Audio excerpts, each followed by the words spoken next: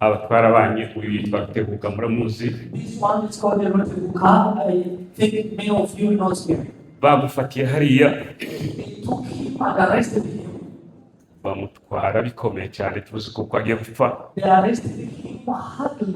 We were thinking that he's going to die. Yarashitse nijoro tujya kumutega ku kibuga cy'indege. He arrived yesterday tonight. We went to welcome him at the airport. Umugabo witwara cyane watangiye bino bintu. Is a man with an IQ, a great view. Uyu yitwa Mpore This one is called Mpore. nawe namuteze ejo.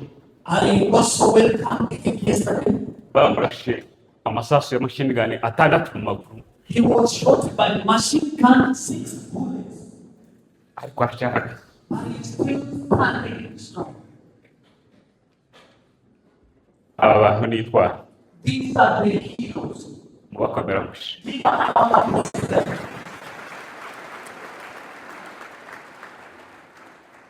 Aba basize ibibanezeza These left their pleasure. banga agasuzuguro They didn't accept to be despised. baravuga ngo bagende baje gupfana n'ubwoko. They stood up to go and die alone with their community.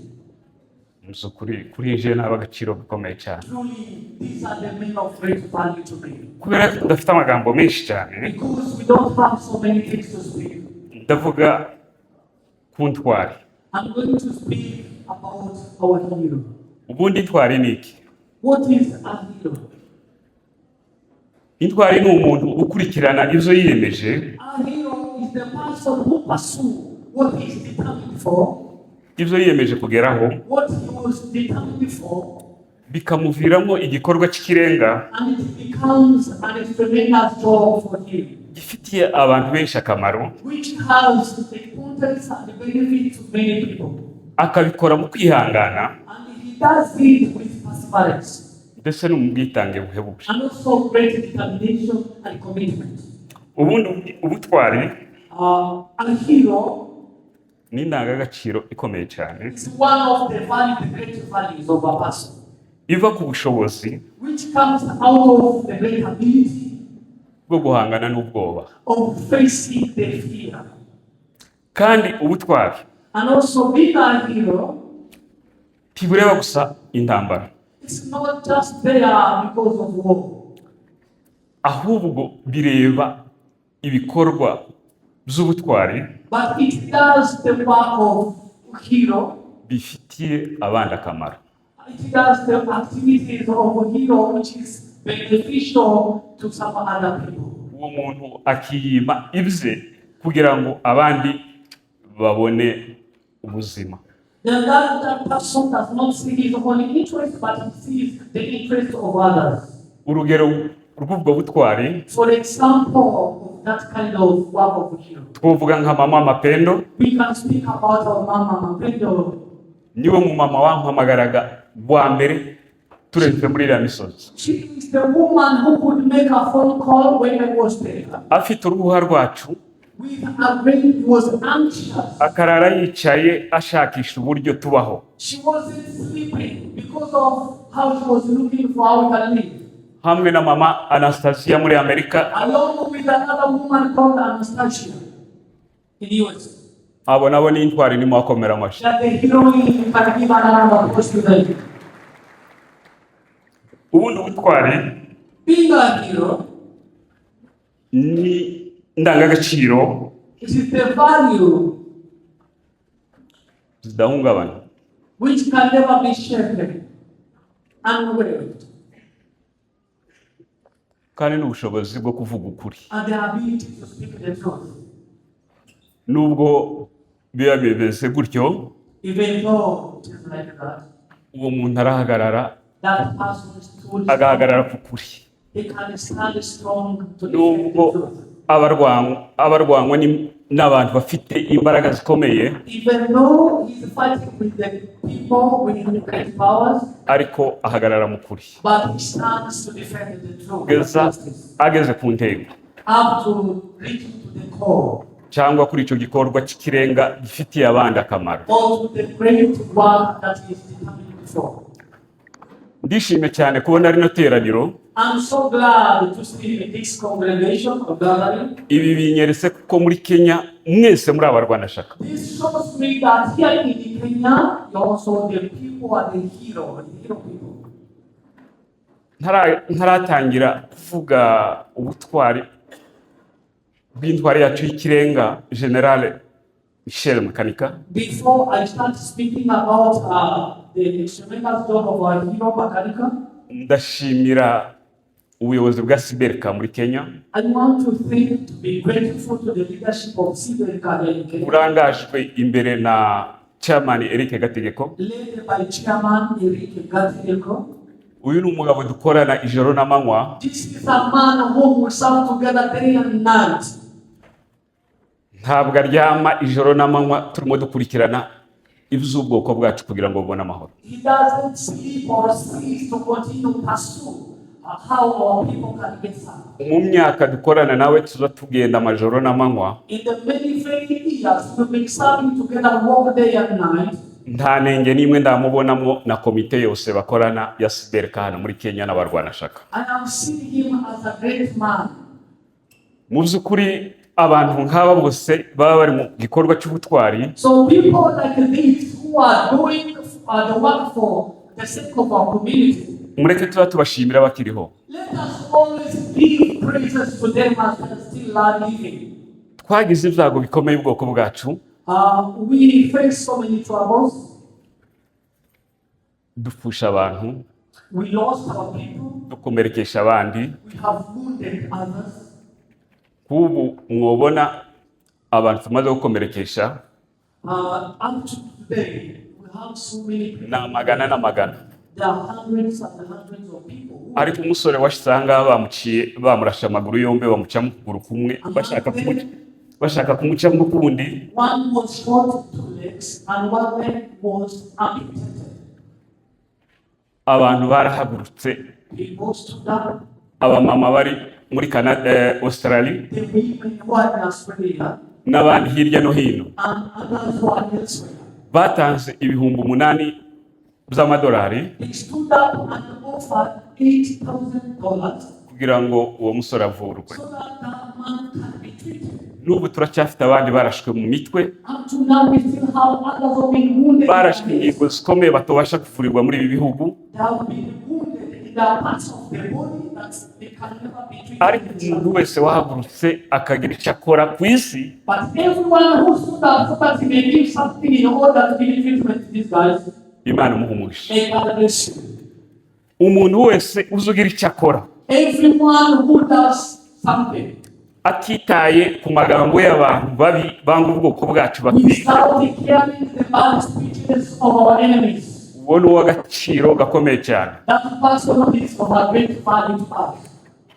Mugende mukorere ubwoko, Go and continue serving your people and community. tutabara abacu bari mu kaga. Give help to our community, N'aba bantu bacu which is facing so many challenges. aba bantu bacu bakomeretse mubagereho. And let us go and give help to these who are wounded. Abo abagabo babo batabarukiye ku rugamba n'abatabaye mubagereho. And those who their husbands have lost their lives in the battlefield, Ubwo ni ubutwari muzaba mukoze. please go and render a service to them with one of the one over here. Abasore bamaze gutabara bavanga baja muri Kongo. After when our young men went to give our service to our people, Ibyo ndabivuga gutyo, let me speak like this.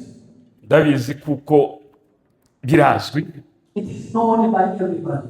kuko tugenda gutabara abacu bari mu kibazo, We always go to give help to defend our people. tutoreka kubatabara bari mu bibazo. We can't remain silent when we are facing the killing. Hari abarwanashyaka batuye muri Arizona We have auto defense living in Arizona, US. bakoze ikintu gikomeye. They did a great job. Baravuga ngo natwe tugomba gusigarana n'izi ngo zasigaye hariya muri Kenya. They commit themselves to just continue look after the families of the left in Kenya. Tukaza tubishurira amazu. And also they are every day they pay their house rent. Barangajwe imbere na Dr. Rugira, They are led by Dr. Rugira. ni Bishop. He He's a bishop. yabaye initiateur ukomeye cyane muri icyo kintu. He's the initiator of that kind of solidarity they are having. Bigenda byorohereza abantu bacu It kugira has, ngo bishyure amazu, so it has become an easy burden to our people. nubwo muri bo benshi bagiye bananirwa. Even though many of them have failed to continue doing it, Turongera kubakangurira ba bandi bakoraga n'abadakora we still ask them, we call upon them to ku isi yose kudufasha, kuko dufite ibibazo bituremereye, we ask them to wake up and continue kugira ngo badufatire ino miryango. so that they can support these families. Hari abirukanwa, abana babo birukanwa ku mashuri, There are those ones who their children are being chased away from school. hari abana b'abatabazi bagenda ku ishuri batariye, There are those ones who are the children of our heroes bakajana inzara bakayigarukana. who go to school without eating and they come back with Ariko hunger. twese dufatikanyije mu by'ukuri ndumva ko ibintu bigenda. Let's join our hands together so that we can give help to them. Ndashimira abarwanashyaka batuye muri Amerika, Oh, I'm so grateful for the difference living in US. ibyo baza bakora ku ruhande bitagaragara ni byinshi. What did they do behind the doors? Ndashimira abamama batuye muri Amerika Let me barangajwe imbere na Anastasie. be grateful the team of women led by Anastasia in US. Ibikorwa bakora n'iby'ubutwari. The great job you are doing reveals how you are a hero. Ndashimira Mahoro Peace, Let me thank the leadership from our peace. ndashimira Gakondo, Let me thank the leadership of Gakondo. ndashimira umuntu wese uzugira icyo akora kugira Let ngo also thank everyone who does something on behalf of our people, iwacu hongere habeho. so that our land, our country, our place can continue to be. Imana ibaho umugisha Let mwese. God bless all of you. Muri make In brief, twaje kwibuka ku nshuro ya mbere we've come to commemorate for the first time intwari yacu General Michel Makanika, our hero General Michel Makanika, hamwe n'abandi batabarutse rimwe ku rugamba, together with different heroes who have fallen at war. abamubanjirije n'abarimo bapfuye umunsi. Those who have preceded him and those who are still dying up to now. Bose mbafashe nk'intwari z'ikirenga z'ubwoko bwacu. I consider them as heroes of our people. Kubabanye nawe ibihe binini cyane, As a person who has been together with him for a long time, ndababwira ko kuriya yatabarutse nk'intwari y'ikirenga. that our general died as a hero, a great hero. Utabyemera uwo ni umwanzi wacu. The one who doesn't consider this is one of our enemies. Twabanye nawe ari umusirikari, nyamusirikari. We've been together when he was still a soldier, Kugenda kwe kwari gisirikari, and he was working as a soldier. gutekereza ko yatekereza nk'umusirikari, His thinking or the mindset he used to think as a soldier, yari umuntu ufite ubwenge budasanzwe. he was a man of great wisdom. Amagambo yavugaga yose bumvaga ari amagambo ateguye. The word that he would speak, it was the word that career it is prepared. Uburyo yateguraga ibintu bye, urugamba rwiwe, The way he was preparing his work that was doing military work, yari umuntu utazusubira inyuma. he was a person who could not withdraw from war. Naruhaga nkicara nkamubwira, Then I used to sit and tell him, nkamubwira ati ko dushitse muri iki gihugu now we have come to this country tukaba dutangiye nta bushobozi dufite, and we have started without having any support. kubera iki uje ku murongo wa mbere w'urugamba? Why are you going at the front line? Akambwira ngo Then dusubiye inyuma he said, once I go back, ngo biba bisa nkaho tutaremesheje abantu. it seems like we are not strengthening the young men we are using. Yarambwiye ngo isasu rizafata umuntu He said, a bullet that can shoot someone, cyangwa rizica umuntu a bullet that can kill someone, ntaho uri kwepera. you can never escape it. Yaravuze ngo twaje twiyemeje He said, we come with determination kugira ngo dupfane n'ubwoko. so that we can die along with our people. Ni umuntu wagiraga ibyishimo byinshi. He was a man of a great joy. Mwambwira ko mbarambiye, nimba mbarambiye I know it twohagarika. will take much time. N'umuntu wagiraga ibyishimo byinshi, He was a man of joy, yamara akagira urukundo rwo gukunda igihugu, with the love of the nation, yamara akagira ubwenge bwiza, with the wisdom and intelligence. umuntu utazusubira inyuma ku rugamba, A man who does not withdraw or run away from war. umuntu yabonye nyuma y'imyaka 30. The person you are seeing after 30 years, Yaramurebaga akambwira n'izina ryiwe. he could see him and tell the name of the person. Umwana wavutse atanahaba The child that was born, yazaga amureba gutya ngo abonye amaraso ye asa n'ay'abantu runaka, twabikurikirana tugasanga ari. he could see that child and also mention the family where he is related. Kandi ibyo ngibyo bigatandukana n'ibyanje. And he was totally different from me. Kuko njewe umuntu nabonye nyuma y'imyaka 30 hari igihe mubona Because according to me, the person I have seen after 30 years, when I see him, I meet him, simumenye. I couldn't even recognize him or her. Ku rugamba sinobabwira ngo yarwanaga gutya. I can't tell you how he was fighting the battle. Intambara yarwanye n'ibihumbi n'ibihumbi. He fought so many battles, Kandi thousands of battles. yakoreshaga intwaro ziremereye, He used the heavy weapons. kandi gusubira inyuma kwe ntikwabagaho. Going back in it, about him to heal, it's not an option.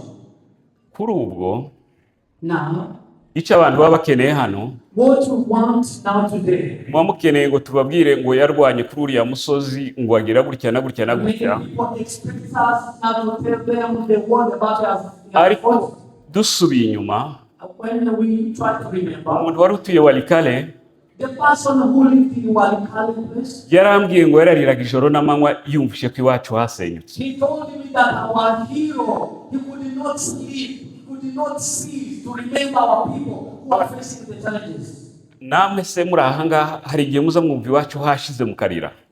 Do you do the same?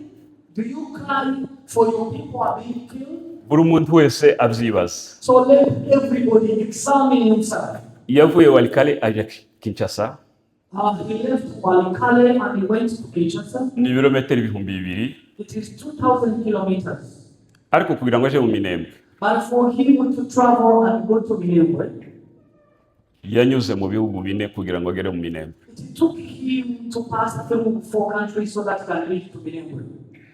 Ubwo bwonyine ni ubutwari bukomeye. That is one of the tremendous job. Inzira yaciyemo kugira ngo atabare ubwoko, The way, the path that he has used so that he may get to our place. zonyine ni inzira zitangaje n'ubutwari bw'ikirenga bukomeye. It shows how he was a great hero. Ubu nyine inzira zarabonetse zo gutabara. Now we have the path of the way where we can pass so that we can go and give. Abavuye mu gihugu, aba bagabo bavuye mu gihugu ko barababwira ngo mutahe, inzira zirahari These men are calling upon you so that you can go back home. ziteguye neza, The path are there where you can pass. n'amatika atwara abantu arahari, Also, transportation is available. ariko abantu bakomeje kwinangira imitima. So people are continuing Tuvuga ngo ano maraso y'ikirenga, keeping quiet. tuvuga ngo ayo maraso y'ikirenga But we are saying this blood, innocent blood, y'intwari zacu of zatabarwa those yaravuga. who have fallen. Dusaba abanyamurenge bose ku isi We can request all our people in the world ngo abe amaraso y'ikirenga, to be the blood that speaks, tuyaheshe agaciro, to honor it, tuyubahe, so that we may respect it, kugira ngo tuzogere ku ntego. so that we can reach to we can achieve the goals. Nkaba ndangije ntangampore ku banyamurenge bose Let batuye me ku say isi, sorry to all the Banamulengo who are living in the different. mbabwira ngo nubwo bimeze gutya, Let me say, even though it is like this today, nubwo Uvira imeze kuriya, even though Uvira is like that, impunzi zacu zikaba ziraya Kamanyola, and our refugees are being settled in Kamanyola, ntibibace intege. do not be disappointed. Hari isezerano ry'amahoro, There is a promise for peace. rya sezerano Imana yavuze kuko yadushinze muri kiriya gihugu, The promise that God has said, nta n'umuntu n'umwe uzadukura muri kiriya gihugu. and let not everybody to uproot us from that Turavuze place. ngo muhumure, Be strong muhumurize n'abandi, and continue to strengthen others, kandi muhaguruke dutabara abacu and stand up and give help to our people kuko bari mu kaga, who are in danger. abantu bave kuri za WhatsApp, You have to leave your WhatsApp social media. nta butwari bwo kubaza amakuru. There's no any great work of asking you through the social medias. Muhaguruke dutabara abacu, abenshi barakomeretse, Please and give help to our people. abandi barapfuye, Others have died. abasigaye ni bakeya bafite ubukehwa, Those who are remaining are so lonely. kandi igihugu ni kinini. And our land is so big. Ni iryo jambo twari dufite kuri uyu munsi. That is the word of request that we Kuba have. mu mukomere, Be strong. muhumure, Be strong. mwihoza amarira, Wipe away your tears. ejo wacu ni heza. Our tomorrow is bright tomorrow. Imana ibaha umugisha, May God bless you so much. Imana ibagirire neza. May God continue to do good.